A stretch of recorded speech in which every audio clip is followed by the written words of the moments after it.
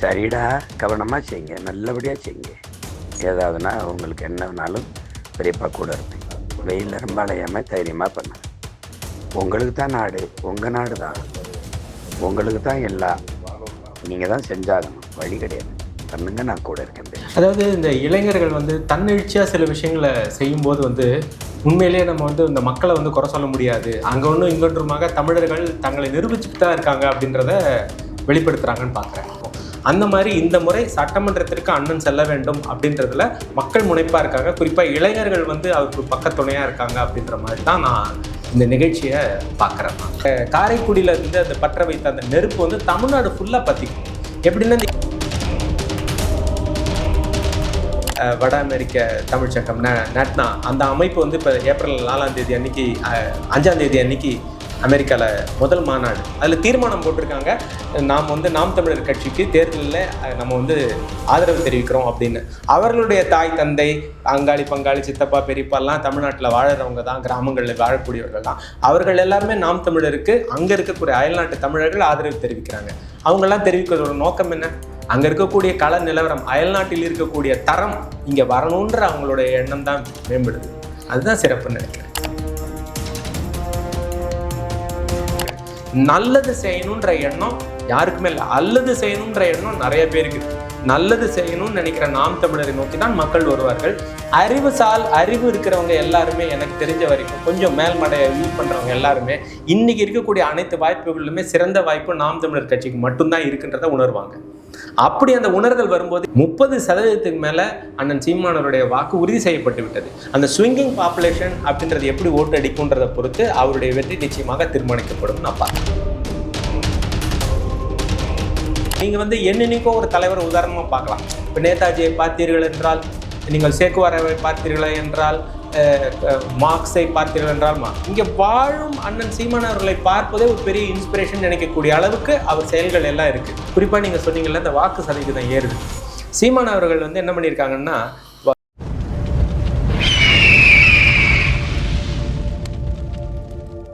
அரசியல் கருத நேயர்களுக்கு வணக்கம். இன்று நம்மோடு சிறப்பு கல்வியாளர் சூரியசேகர் அவர்கள். வணக்கம் சார். வணக்கம் சார்.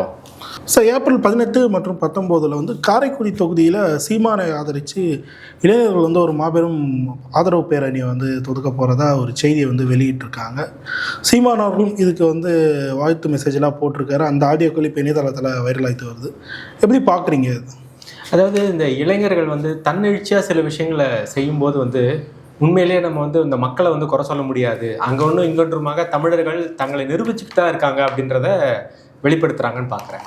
சமீபத்தில் பார்த்தீங்கன்னா இந்த இன்ஸ்டாகிராம் அப்படின்னு சொல்லுவோம். அந்த இன்ஸ்டாகிராமில் இளைஞர்களோட ஆதிக்கம் ரொம்ப அதிகமாக இருக்கும். எப்போ பாரு இந்த திரைப்பட கவர்ச்சி அந்த மாதிரி தான் இருப்பாங்கன்னு நம்ம நினச்சிட்டு இருந்தோம் அப்படின்னு மக்கள் பெரும்பாலும் எண்ணிட்டு இருந்த நேரத்தில் பார்க்கும் பார்வை பறவை பார்வையடான்னு சொல்லிட்டு ஒரு இன்ஸ்டாகிராமில் ட்ரெண்ட் ஆச்சு. நீங்கள் எல்லாம் பார்த்தாலும் தெரியும், ஒரு டிவிகேவா டிஎம்கேவான்னு கூட ஒருத்தன் ஏடிஎம்கேவான்னு கேட்டுட்டு அது எல்லாத்தையும் கட் பண்ணிவிட்டு அப்படி அந்த ஷார்ட்டை ஓப்பன் பண்ணோடனே அண்ணா அந்த தமிழர் மாநாட்டில் பேசினதும் அதுக்கப்புறம் அந்த காணொலிகளும் சும்மா அது படு வைரலாக போச்சு. கொரோனா வைரஸை விட எக்ஸ்பென்ஷியலாக போச்சு. பார்க்குற இடங்கள் எல்லாமே அது இருந்தது அப்படின்னு சொல்கிறோம். அது எப்படி ஏற்பட்டதுன்னா தன்னெழுச்சியாக ஏற்படுது. அந்த மாதிரி ஒரு இளைஞர்கள் ஜல்லிக்கட்டு போராட்டம் உங்களுக்கு ஞாபகம் நினைக்கிறேன். அது தன்னெழுச்சியாக ஏற்படுற எதுவுமே வெற்றியை நோக்கி தான் கொடுக்கும்.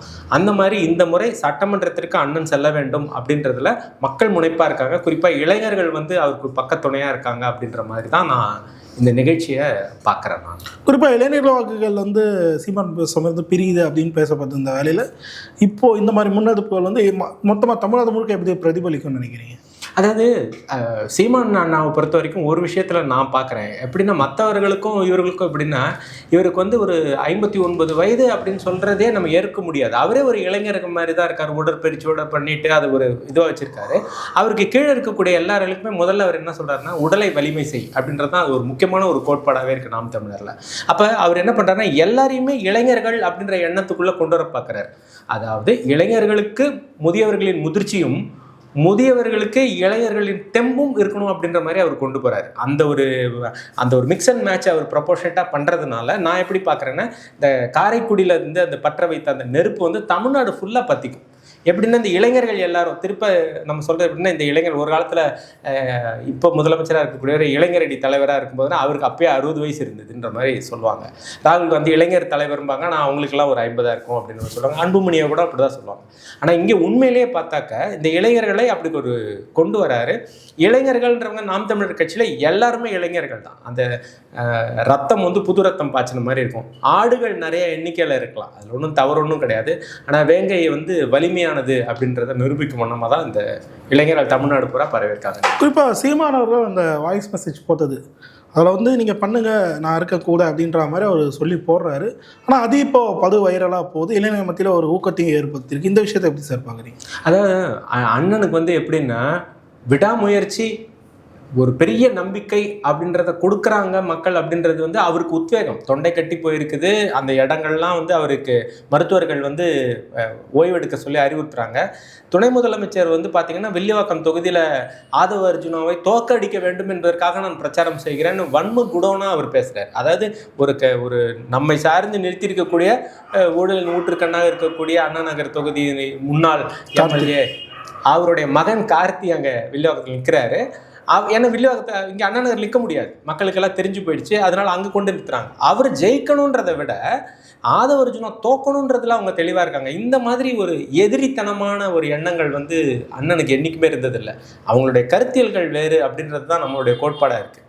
அப்போ அவர் என்ன நினைக்கிறாருன்னா, நம்ம இதை மட்டுமே வைக்கிறோம், 15 வருஷமாக கத்திக்கிட்டே இருக்கோம் நமக்கு அப்படின்னு ஒரு சோர்வு ஏற்பட்ட மாதிரியே தெரியல அவருக்குன்னா. வெறும் இதுவாகவே இல்லைன்னும் போது அந்த இளைஞர்கள் வந்து எப்படி பார்க்கணும்னா ஹை லெவல் மோட்டிவேஷன், ஒரு வாழும் உதாரணமாக அவரை பார்க்குறாங்க. நீங்கள் வந்து என்னென்னைக்கோ ஒரு தலைவரை உதாரணமாக பார்க்கலாம். இப்போ நேதாஜியை பார்த்தீர்கள் என்றால், நீங்கள் சேக்குவாராவை பார்த்தீர்களா என்றால், மார்க்ஸை பார்த்தீர்கள் என்றால், இங்கே வாழும் அண்ணன் சீமான் அவர்களை பார்ப்பதே ஒரு பெரிய இன்ஸ்பிரேஷன் நினைக்கக்கூடிய அளவுக்கு அவர் செயல்கள் எல்லாம் இருக்குது. வெயிலையும் புயல்லையும் மழையிலையும் இயற்கையினுடைய அனைத்தும் அவருக்கு ஆதரவாக மாறுது. அவர் இயற்கையோட வாழறாரு. எப்படின்னா மழையில் கொட்டும் போதும் பிரச்சாரத்தை எடுக்க முடியுது, வெயிலில் வாட்டும் போதும் அவர் பிரச்சாரத்தை எடுக்க முடியுது. அப்போ அவர் வந்து இயற்கையோட வாழறாரு. இளைஞர்கள் இயற்கையோட வாழணும்னு நினைக்கிற எல்லாருமே அந்த பக்கத்தில் வந்துடுறாங்க. அப்போ அவருக்கு வந்து என்ன ஆகுதுன்னா, புதுசாக தானும் ஒரு புதுப்பிக்கப்பட்ட ஒரு மனுஷனாக அவர் நினச்சி அவர் என்ன பண்ணுறாருன்னா, அந்த கருத்துக்களை அவர் திரும்ப ஆணித்தரமாக பதிவு பண்ணுறாரு. குறிப்பாக நாம் தமிழர் கட்சி காரைக்குடி, கன்னியாகுமரி போன்ற தொகுதிகள்லாம் வெற்றி பெற வாய்ப்பு இருக்குன்ற மாதிரி கிளைம் பண்ணி, ஆமாம், சதர்ன் சைடு ஃபுல்லாகவே இப்படி தான் கிளைம் பண்ணியிருக்காரு. காரைக்குடியிலும் சரி, நேற்றைய தினம் கன்னியாகுமரியிலும் எதிர்பாராத அளவுக்கு மக்கள் வெள்ளத்தை பார்க்க முடிஞ்சு சீமான் அவர்களோட கூட்டத்தில். எப்படி பார்க்குறீங்க இந்த உத்வேகத்தை? அதாவது இந்த மக்கள் வெள்ளம் எப்படி ஏற்பட்டிருக்குதுன்னு பார்த்தா, ஒருத்தர் பார்க்கறதுக்காக வருவாங்க ஒரு கூட்டம் அப்படின்னு இருக்கும். அந்த மாதிரியான கூட்டம் இல்லது. இந்த மனிதருக்கு நாங்கள் பின்னாலும் நிற்கிறோம், முன்னாலும் நிற்கிறோம், இவர்கள் தலையில் நம்ம தூக்கி வச்சு கொண்டாட வேண்டிய நாள் நெருங்கிடுச்சு அப்படின்றத காமிக்கிறதுக்காக வந்த மக்கள் கூட்டமாக நான் அதை பார்க்குறேன். பொதுவாக இப்போ கூட பார்த்தீங்கன்னு சொன்னால், இன்றைக்கி நம்ம இந்த பேசிகிட்டு இருக்கிற இந்த நொடியில் வந்து பார்த்திங்கன்னா, ஒரு விஜய் அவர்கள் வந்து காரைக்குடி நோக்கி வண்டியில் போகிற இடங்கள்லாம் ஒரு ஆட்கள் தான் நின்றுட்டுருக்குறாங்க, சுற்றி மக்கள் தான் போயிட்டுருக்காங்க.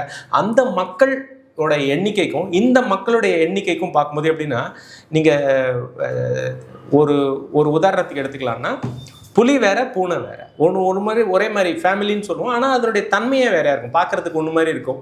மின்னுவதெல்லாம் பொண்ணல்ல அப்படிம்பாங்க, all that glitters are not gold அப்படிம்பாங்க. அந்த மாதிரி கூட்டம் சேர்த்தவங்க எல்லாம் வந்துட முடியாது. ரஜினிகாந்த் கூட ஒரு படத்தில் சொல்லியிருப்பார், தானா சேர்ந்த கூட்டம். அந்த மாதிரி இது வந்து கொள்கையால் இணைந்த மக்கள் அப்படின்றத பார்க்குறோம். வாக்கு புரட்சி ஏற்கலப்பையுடன் கூடிய விவசாயினை நோக்கி அந்த வாக்கு புரட்சி ஏற்பட போகுது அப்படின்ற மாதிரி நான் பார்க்குறேன். இதை தொடர்ந்து காரைக்குடியில் சீமானவர்கள் நிற்க போகிறாரு அறிவித்த பிறகு அங்கே வந்து பார்த்திங்கன்னா, நாம் தமிழர் கட்சியோட பழைய சின்னமான கரும்பு விவசாய சின்னத்துக்கு வந்து ஒரு ஆள் அங்கே வேட்பாளராக நிற்கிறாரு அப்படின்ற செய்தி வெளியாகுது. போஸ்டர் ஒட்டி மக்கள் மத்தியிலையும் பரப்புகிறாங்க பழைய சின்னத்தை. மக்களை குழப்பமடைய செய்யக்கூடிய ஒரு விஷயங்கள் நடக்குது. எப்படி பார்க்குறீங்க? இல்லை, அதனால தான் இப்போ நான் பேசும்போதே கூட பார்த்தீங்கன்னா, ஏற்கலப்பையுடன் கூட விவசாய சின்னம்னு சொன்னேன். இது நம்ம பலமுறை சொல்லியிருக்கிறோம். இவங்க எல்லாருமே என்னென்னா திருப்பி ஒரே தான்.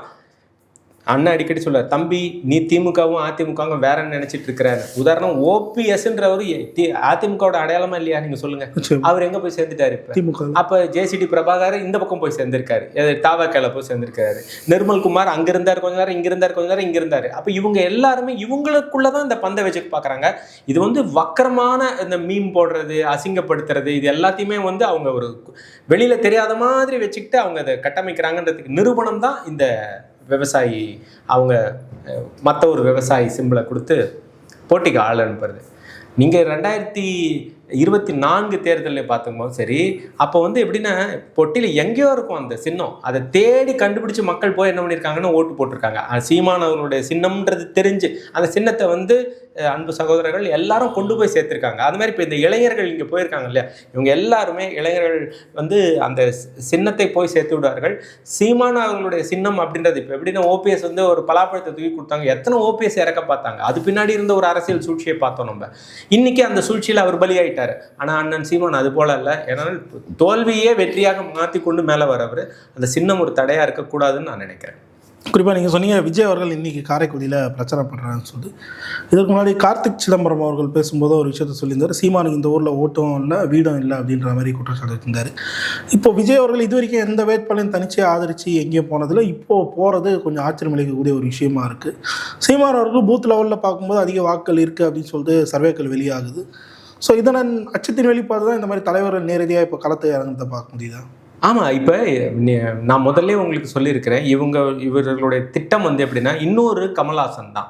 விஜய் அவர்கள் இன்னொரு கமல்ஹாசன் அப்படின்றதையோ அல்லது கமல்ஹாசன் 2.0ன்ற மாதிரியோ தான் அவர் மாறுவார் அல்லது மாற்றப்படுவார்ன்றது தான் ஒழிக்கப்பட தெரிய வேண்டிய உண்மை. அதான் ஒரிஜினலாக தெரிய போகுது. தன்னுடைய வருமானத்தை பாதுகாத்து கொள்றதுக்காக வருமானத்தை விட்டுட்டு வர்றாரு, வருமானத்தை பாதுகாத்துக்க வருமானத்தை விட்டுட்டு வர்றாரு. ஆனால் அவர் சொத்து சேர்க்க போகிறது பல்லாயிரக்கணக்கான கோடிகளை சேர்க்க போகிறாருன்றதுக்காக தான் அரசியல் ஆரம்பிக்கிறாருன்றது தான் நான் ஒரு குற்றச்சாட்டாகவே வைக்கிறேன். எனக்கு ஒன்றும் பயம் கிடையாது.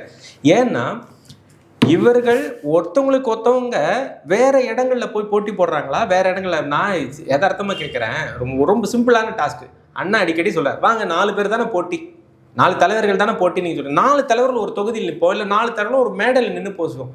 இதில் டிவி மீடியாலையோ இல்லை ஒரு ஏதாவது ஒரு ஜென்ரல் ஒரு மீடியாலையோ போட்டு பேசுவோம். யார் யாருக்கு என்ன நிலைப்பாடு, என்ன கட்சி கொள்கைன்னு பேசுவோம். மக்களுக்கு என்ன ஏதுன்னு புரிய வைப்போம். அதுக்கு இவங்க தயாராக இருக்காங்களா? 2 தொகுதியில் எதுக்கு விஜய் போய் போட்டி போடுறாரு? ஒரு தொகுதியில் நிற்க முடிஞ்சுதா? அது நான் என்ன கேட்குறேன், குளத்தூரில் போய் நில்லுங்களேன். ஐயா முதல்வர் ஸ்டாலின் அவர்களே, நீங்கள் தான் தைரியசாலியாச்சே, அவர் தம்பியாச்சு, அவரை கண்டுக்க வேணாம். நீங்கள் குளத்தூரை விட்டுட்டு பெரம்பூரில் போய் நில்லுங்களேன். இல்லை எடப்பாடி அவர்களே, நீங்கள் உங்கள் எடப்பாடியை விட்டுட்டு தம்பி விஜய் தான் அப்படின்னு சொல்லிட்டு நீங்கள் போய் திருச்சி கிழக்கில் போய் நில்லுங்களா. அவங்க நிற்க முடிஞ்சுதா? ஏன் நிற்க மாட்டாங்கன்னா இதெல்லாம் தான் காரணம். காரைக்குடிய அண்ணன் தேர்ந்தெடுத்துக்கு உங்களுக்கு காரணம் இருக்குது. நம்ம சொல்லியிருக்கோம், இவர்கள் மற்ற தொகுதிகளை தேர்ந்தெடுத்ததுக்கு காரணத்தை சொல்ல முடியுமா? இதை தவிர வேறு காரணம் சொல்ல முடியுமா? கொளத்தூர் அந்த தொகுதியில் எப்படி இருந்திருக்குது, எப்படியாப்பட்ட மக்கள் இருந்திருக்கிறாங்க, அதில் எங்கிருந்து அவர் கட்டமைச்சு வந்தாருன்றது மக்களுக்கு தெரியும். அங்கே இருக்கக்கூடிய நல்லது அவர் என்ன பண்ணார், நல்லது என்ன பண்ணார், பிம்பம் இருக்குது பார்த்தீங்களா, பிராண்டிங், அதை பக்காவாக பண்ணி வச்சுருக்காங்க. அதனால அவங்க நிற்கிறாங்க. இப்போ விஜய் அவர்கள் அங்கே போய் பிரச்சாரம் பண்ணுறதோட நோக்கம் என்னென்னா எல்லாம் காரைக்குடியை பார்க்கணும் அப்படின்றதுக்காக தான். நமக்கு நல்லது தான் நடக்க போகுது. நான் முன்னாடியே உங்களுக்கு சொல்லியிருக்கேன் நினைக்கிறேன், 7 நாள் திட்டம்னு ஒன்று விஜய் வச்சிருக்காரு. கண்டிப்பாக அதை செய்வாருன்னு 14ஆம் தேதி ஏப்ரல் 14, 15 செய்ய தொடங்குவார். அதில் மாற்றிருக்காரு. அதுக்கான சிம்டம் தான் இதெல்லாம் தான். முதல்ல என்னெல்லாம் பண்ணுவாங்கன்னு நான் ஒரு ஊகமாக எழுதி வச்சிருக்கேன். இன்ஃபேக்ட் நான் அது எனக்குள்ள ஒரு காணொலி கூட ரெடி பண்ணி வச்சிருக்கேன். அது சரியாக வந்துச்சுன்னா அதுக்கப்புறம் வெளியிடத்துக்கு தயாராகவும் இருக்கேன். ஏன் இந்த விலையை அவர் செய்கிறாருன்னா, திரைப்பட மோகத்திலே நம்ம வாழ்க்கையை வாழ்ந்துடலான்னு அவர் நினைக்கிறார். எப்படி திமுக வந்து லேபிள் ஒட்டி ஒட்டி வாழணும்னு நினைக்குதோ, எப்படி அதிமுக வந்து இலவசங்களை அள்ளி கொடுத்து அந்த பெண்கள் வாக்க சுரண்டணும்னு நினைக்குதோ, இவர் 2யுமே வச்சு செய்யணும் அப்படின்றதான் இவருடைய கொள்கையாக இருக்குது. நல்லது செய்யணுன்ற எண்ணம் யாருக்குமே இல்லை, அல்லது செய்யணுன்ற எண்ணம் நிறைய பேருக்கு இருக்குது. நல்லது செய்யணும்னு நினைக்கிற நாம் தமிழரை நோக்கி தான் மக்கள் வருவார்கள். இதெல்லாம் வந்து புரட்டு அப்படின்றத தெரிஞ்சுப்பாங்க. குறிப்பாக நீங்கள் சொன்னீங்கல்ல இந்த வாக்கு சதவீதம் ஏறுதுன்னு, சீமான் அவர்கள் வந்து என்ன பண்ணியிருக்காங்கன்னா, பகுதி வாரியாக மக்கள் போயிருக்காங்க, இளைஞர்கள் கூட இருக்காங்க. இன்னும் சிலப்பட்ட கிராமங்களில் பார்த்திங்கன்னா இங்கே இஸ்லாமிய சகோதரர்கள் தமிழர்கள் இருக்காங்க, மற்றவர்களால் சிறுபான்மை சொல்லக்கூடிய இஸ்லாமிய சகோதரர்கள். அங்கெல்லாம் போயிட்டு இந்த பாஜக பூச்சண்டியை தான் இவங்க மக்கள் திருப்பி திருப்பி காட்டுறாங்க. அவங்க அதை உணர்ந்திருக்காங்க. இப்போ அவங்க வந்து யாரை தேடுறாங்கன்னா, Naam Tamilar alternative, see we are looking for an alternate அப்படின்ற லெவலில் இருக்காங்க. படித்த இளைஞர்கள் இருக்காங்க. வீட்டில் அந்த பெருசுங்கன்னு சொல்லுவோம் பார்த்தீங்களா, அவங்க எல்லாரும் மாற்ற முடியாது. நானும் பல தடவை சந்திச்சிருக்கிறேன். நான் போன இடங்கள்லேயே சொல்லியிருக்காரு, என்ன ஐயா நீங்கள் ரொம்ப நல்லா பேசுகிறீங்க, என் பிள்ளையோட வாக்குகள்லாம் வந்து இங்கே தான் போடுவோம், நாங்கள் பழகி போச்சுங்கய்யா, நாங்கள் இதுலேயே பழகிவிட்டோம், எங்களால் மாற்ற முடியல அப்படின்றாங்க. அப்போ அவங்க எல்லாம் என்ன பண்ணுறாங்கன்னா, இளைஞர்கள் இந்த பக்கம் வராங்க மாற்றத்துக்கு. வேறு வழி இல்லாமல் அந்த ஆசிலேஷனிங் நீடில் இருக்கிற மக்கள் எப்படி கடைசி நேரத்தில் வாக்கு செலுத்த போகிறாங்கன்னு பார்க்கணும். 30% மேலே அண்ணன் சீமானவருடைய வாக்கு உறுதி செய்யப்பட்டு விட்டது. அந்த ஸ்விங்கிங் பாப்புலேஷன் அப்படின்றது எப்படி ஓட்டு அடிக்கும்ன்றதை பொறுத்து அவருடைய வெற்றி நிச்சயமாக தீர்மானிக்கப்படும் நான் பார்க்குறேன். காரைக்குடி தொகுதியில் மட்டும் சொல்கிறேன். இதனால் இப்போது சீமானவர்கள் தான் இந்த தேர்தல் ஆட்சி வரைவு அது வந்து களத்தில் இம்பாக்ட் ஆகிருக்குன்னு நினைக்கிறேன். மற்றவங்களாம் இலவசத்தை அள்ளி தெளிக்கிறாங்க. அந்த விஷயத்தை எப்படி பார்க்குறீங்க? அதனால தான் இப்போ இந்த இளைஞர்கள் எல்லாருமே இந்த என்டிகே சப்போர்ட்டிவாக நான் இன்ஸ்டாகிராமில் பதிவுகள் போடும்போதும் அதுக்கு கீழே வர கமெண்ட் எல்லாமும் பார்க்கும்போது தெரியுது, சினி முகத்தில் இல்லை ஐயா நாங்களாம் வித்தியாசம் புரிஞ்சிட்டு இருக்கிறோம், உங்கள் கவர்ச்சி எங்கள் ஆட்களை ஏமாத்துச்சு. நான் ஒரு மீம் ஒன்று பார்த்தேன், அதில் எப்படா நம்ம மாற்றத்தை விரும்புகிறோம் ஆனாலும் ஏன்டா நம்ம மாற்றுக்க வரல அப்படின்னு சொல்லி பார்த்தா அந்த பக்கத்தில் ஏதோ ஒரு படத்துலேருந்து மனோபாலா திரும்பி பார்ப்பார், அது ஒரு இதுவாக அதை எடுத்து போட்டுட்டு இந்த 80s கிட்ஸ் 70s கிட்ஸ்ன்னு போட்டிருப்பாங்க. அவங்கெல்லாம் தான் இந்த வாக்கை போட்டு நம்மளையும் கெடுத்து நம்ம தலைமுறையும் கெடுத்து அடுத்த தலைமுறையும் கெடுக்க தயாராயிட்டாங்கன்றத இளைஞர்கள் புரிஞ்சுட்டாங்க. நான் இளைஞர்கள்னு திருப்பி சொல்றது இந்த 35லேருந்து 45 வயதுல இருக்கக்கூடிய பெற்றோர்கள்னு ஒரு குரூப் இருக்கு பாருங்க, அவங்க எல்லாருமே தம் தலைமுறைக்காக வாக்களிக்க தயாராயிட்டாங்க. அடுத்த தலைமுறை பிள்ளைகள் நல்லா இருக்கணுமே. அப்ப அவங்க எல்லாம் எதுல விழமாட்டாங்கன்னு நினைக்கிறீங்க? தெளிவாக இதெல்லாம் எனக்கு வேண்டாம், 1000 2000 வேண்டாம், நாங்கள் தண்ணி கேன் கொடுக்குறோம், குடிநீர் கேன் ஒரு கேன் 20 ரூபான்னு வச்சா கூட, ஒரு நாளைக்கு வீட்டுக்கு 4 கேன்னு வச்சா கூட உங்களுக்கு அதுவே வந்து கிட்டத்தட்ட ஒரு 100 ரூபாய் எடுது. மாதம் ஒன்றுக்கு 3000 ரூபா வந்துடுது. அல்லது 2000 ரூபாய் மாதத்துக்கு தண்ணீர் கேனுக்கு மட்டுமே வருது. நீங்கள் கொடுக்குற இலவசம் எங்கே இருக்குது? அண்ணா அஷூர் பண்ணுற தூய குடிநீர் எங்கே இருக்குது? குடிநீர் விற்பனை பொருள் அல்ல அப்படின்னு சொல்கிறது எங்கே இருக்குது? இது எல்லாம் மக்களுக்கு போய் சேருது. இன்னொன்று இந்த குளோபல் இம்பேக்ட், இப்போ எல்னினோ பற்றி பேசுகிறான், வெயில் வாட்டுதுன்றான், ஐயோ வெயில் வெக்கையாக இருக்குன்றான். இந்த வெயிலில் நிற்கிற ஒவ்வொரு நிமிஷமும் இந்த மாற்று அரசியல் உண்மையான இயற்கை சார்ந்த தற்சார்பு பொருளாதாரம் வேண்டிய நிலைமையில நம்ம கொண்டு தெரியணும். ஈரான் போர் வேணுன்றான், அமெரிக்கா போர் வேணான்றான், திரும்ப அமெரிக்கா போர் வேணுன்றான், ஈரான் வேணான்றான், குண்டை தூக்கி போடுறான், பெட்ரோல் விலை ஏறுதுன்றான், எரிவாயு ஊரில் போகுதுன்றான். இப்படி எல்லாம் மாறுதில்லை. நம்ம தற்சார்பு பொருளாதாரத்தை நோக்கி போனோம்னா நம்ம பெரிய விஷயங்களை செய்ய வேண்டியதில்லை. மற்ற நாடுகளை டிபெண்ட் பண்ணி நம்ம இம்போர்ட் அண்ட் எக்ஸ்போர்ட்டை பற்றி பேசல. இது ஒரு பெரிய பாலிசி. இது காணொலியில் பேசி முடிக்கிற விஷயம் கிடையாது. இது எல்லாம் புரிந்தவர்களுக்கு புரியாதவர்களுக்கு எடுத்து சொல்லிட்டு இருக்காங்க எங்க களத்தில். அதனால இந்த மாற்றம் வருதுன்னு சொல்கிறேன். இப்போ என்ன மாதிரி படித்தவர்கள் நாங்கள்லாம் என்ன பண்ணுறோம்னா பேசுகிறோம். இப்போ என்னுடைய நண்பர் நேத்திக்கு கூட பார்த்தீங்கன்னா நான் ஃபோன் எடுத்து காட்ட முடியும், பா நல்ல விலைக்கு இருக்கப்பா, என் ஓட்டு என்டிகே இப்போ தான் இந்த வாட்டி சட்டமன்றத்துக்கு சீமானவை அனுப்புவோம் பண்ணுறேன், காரைக்குடியில் வேலை செய்கிற என்னுடைய நண்பர். அந்த மாதிரி நாங்கள்லாம் என்ன பண்ணுறோன்னா எங்களால் ஆன இந்த அறிவு தெளித்தலை செய்கிறோம். படித்தவர்கள் என்ன பண்ணோம்னா அடுத்தவங்களுக்கு போய் எடுத்து சொல்லணும். ஒவ்வொரு வாக்கும் அவங்கள நம்ம உருவாக்கணும், பேசி தான் ஜெயிக்க வைக்கணும். ஆனால் வெளியாகக்கூடிய கருத்து கணிப்பில் ஒரு விஷயங்கள் வந்து பார்க்கும்போது நாம் தமிழ் 5க்கும் கீழே போய்டும் 3க்கும் கீழே போய்டுன்ற ஒரு நேரத்தை வந்து செட் செய்கிறாங்க. போன முறை 8% தொட்டது கூட இந்த வாட்டி தொடர்றது கஷ்டம் அப்படின்ற மாதிரி சொல்கிறாங்க. இந்த விஷயத்தை எப்படி பார்க்குறீங்க? இல்லை நான் அப்படி அது சொல்கிறவங்க சொல்லுவாங்க. இப்போ சில சர்வேக்கள்லாம் பார்த்தீங்கன்னு சொன்னால் இவர் ரங்கராஜ் மாண்டே அவர்கள் சாணக்கியா டிவியில் அவர் பேசும்போது அவர் என்ன சொல்கிறாருன்னா 7% அவர் தக்க வைக்கிறாருன்றதை நான் ஆச்சரியமாக பார்க்குறேன், அது தக்க வச்சுருவாருன்னு நினைக்கிறேன், எனக்கு தேடுகிற இன்புட்ஸ் அது அப்படின்றார். அப்போ அவங்கெல்லாம் என்ன சொல்ல ஆரம்பிச்சிட்டாங்க? இதெல்லாம் தெரியுது, இதெல்லாம் வந்து களத்தில் இருக்கிறவங்களுக்கு தெரியும். இந்த பொய் சர்வேயர்ஸ்ன்னு சொல்லுவாங்க பார்த்தீங்களா, அந்த மேடையில் உட்காந்து நான் பேரை அடித்தர சொல்லுவேன், எந்த டிவியில் வேணாலும் எடுத்து பேச முடியும். அவங்க இப்படி போய் உட்காந்த உடனே தெரிஞ்சிடும், இவர் திமுக, இவர் போய் உட்காந்த உடனே அவர் அதிமுகன்னு தெரிஞ்சிடும். ஆனால் என்ன தூக்கி உட்காந்த உடனேன்னு சொன்ன உடனே கல்வியாளர்னு தான் சொல்ல முடியும், நாம் தமிழர்னு சொல்ல முடியாது.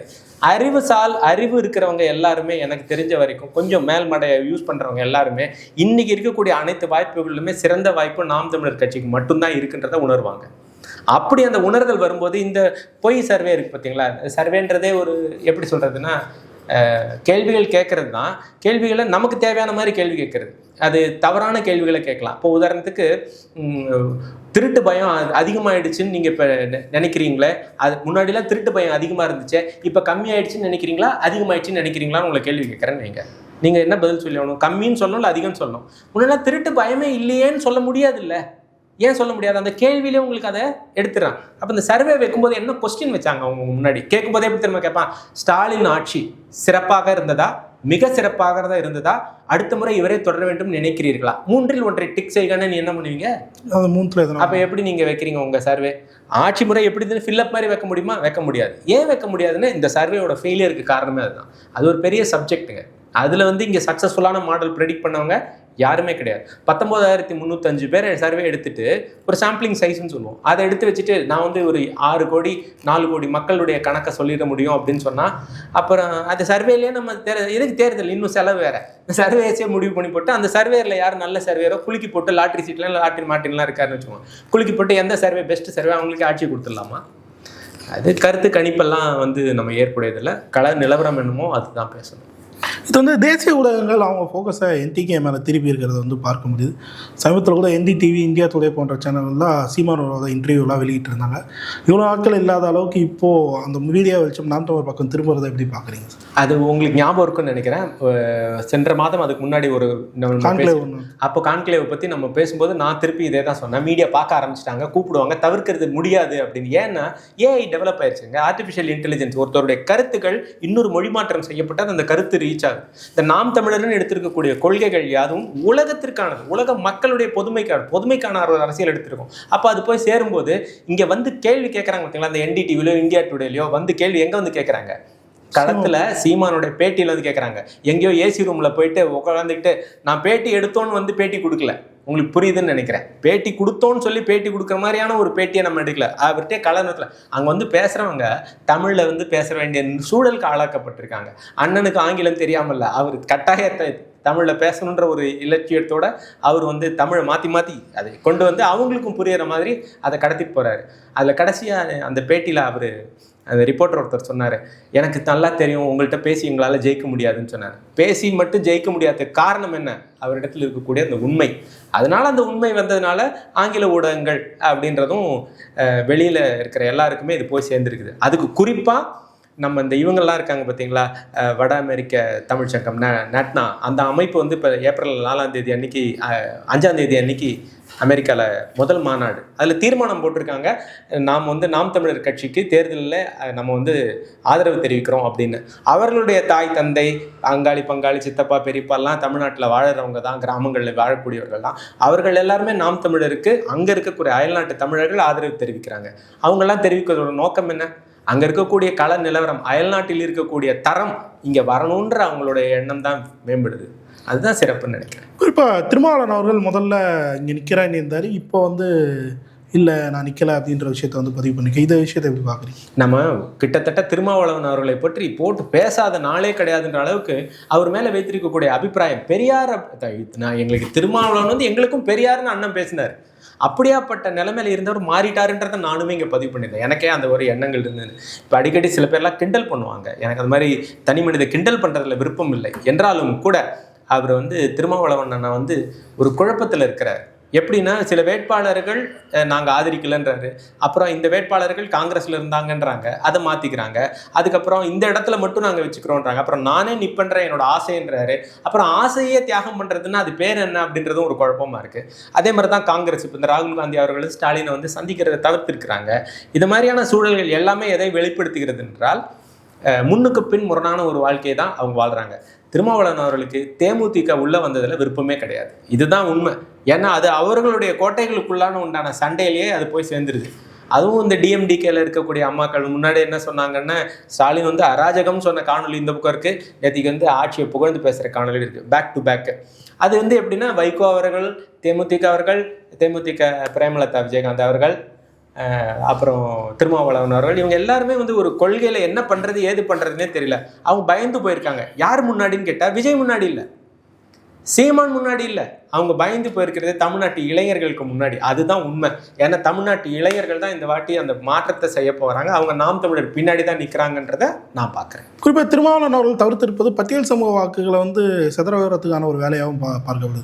இப்போ திருமாவளவன் நின்று இருந்தால் ஓரளவுக்கு பட்டியல் சமூக வாக்குகள் வந்து கன்சாலிடேட் ஆகும்னு எதிர்பார்க்கப்பட்ட சூழ்நிலை. இப்போ அவர் தவிர்த்திருப்பது வந்து அந்த சமூக வாக்கில் வேறு பக்கம் அவங்க கண்ணோட்டத்தை திருப்ப வாய்ப்பு இருக்குது. அது என்டிகேக்கு ஒரு லாபமாக அமையும்னு நினைக்கிறீங்களா? இல்லை, என்டிகேக்கு லாபமாக அமையிறது எப்படின்னா, நான் முதல்லையே சொன்னது தான், இந்த வாக்குகளை வந்து அடி மனசுக்குள்ளே வச்சிருக்கிறவங்க உருவாக்கக்கூடிய வாக்கு இருக்குது பார்த்தீங்களா, எனக்கு ஜாதி இருக்குது அப்படின்னு நினச்சி அந்த வாக்கை உருவாக்குறவங்க யாருமே நாம் தமிழ் பக்கம் வரமாட்டாங்க. எனக்கு ஜாதி இல்லை, எனக்கு ஜாதி அடையாளம் வேண்டாம், நம்மளாம் ஒற்றுமையாக இருக்கணும், ஆனால் ஏற்றத்தாழ்வு நமக்குள்ளே இருக்கிறத களையணும் அப்படின்னு நினைக்கக்கூடியவங்க தான் நாம் தமிழுக்கு வராங்க. அப்போ இவ்வளவு நாளாக நம்மளை வந்து வெறும் கலர் காவி கட்டுறதுக்கும் ஒரு ஐடென்டிஃபிகேஷனுக்கு மட்டுமே யூஸ் பண்ணிட்டு நம்மளை வந்து யூஸ் அண்ட் த்ரோ மாதிரி, ட்ராஷ் மாதிரி தின்னுட்டு தூக்கி போடுற மாதிரி நம்மளை பயன்படுத்தினாங்க அப்படின்றத உணர்ற மக்கள் இருக்காங்க பார்த்தீங்களா, பட்டியலின சமுதாயத்து மக்களை. அப்படி சொல்லும்போது எனக்கு என்ன ஞாபகத்துக்கு வருதுன்னா, இவர் ராஜா அவர்களுடைய ஆடியோ கூட ஞாபகத்துக்கு வருது. ஏன்னா பட்டியலினத்தின் தலைவராக அவர் பெரிய லெவலில் நம்ம பேசணும், அதை பற்றின மூச்சு. இது எல்லாருமே எப்படி பார்க்குறேன் நான்னா, படித்த பட்டியலின மக்கள் இருக்கிறாங்க இல்லையா, அவங்க எல்லாருமே கொஞ்சம் யோசிக்கவும் ஆரம்பிக்கிறாங்க, கூட இருக்கணும்னு சொல்கிறாங்க.